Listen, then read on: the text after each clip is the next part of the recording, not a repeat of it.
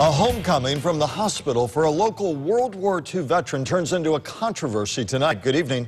I'm Michael Williams. I'm Kelly Dunn. His family says the wheelchair-bound 86-year-old was left out in the rain and heat after ending a 3-month stay at Miami's VA hospital. News Channel 5's Rochelle Ritchie is here with our top story. It's new at 11. Rochelle?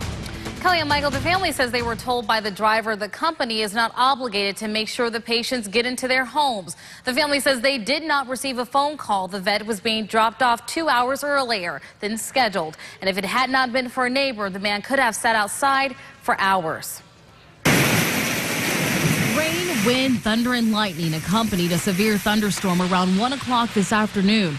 As many ran for shelter, 86-year-old Jeremiah Thompson rode the storm out in his wheelchair outside his home. It was raining and hot as the devil. Thompson is a World War II veteran and spent 3 months in the Miami VA hospital after having throat surgery. Today was his first day home. I felt lousy. You know, hey, you expect you see open arms when you come back from a place like that. And it wasn't there at that time. Thompson says he made the hour trip north on a bus provided by Patriot Transport.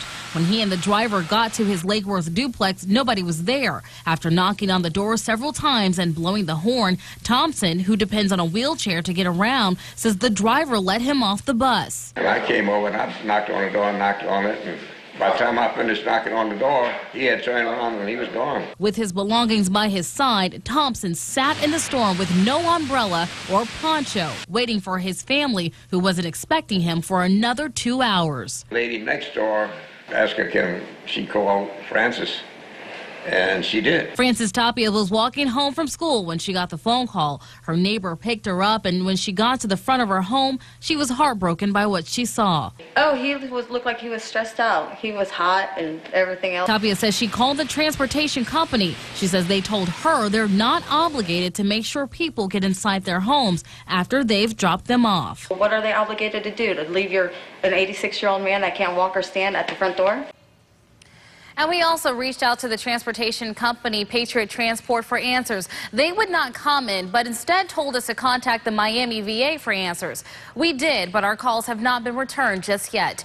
I'm Rochelle Ritchie, WPTV News Channel 5.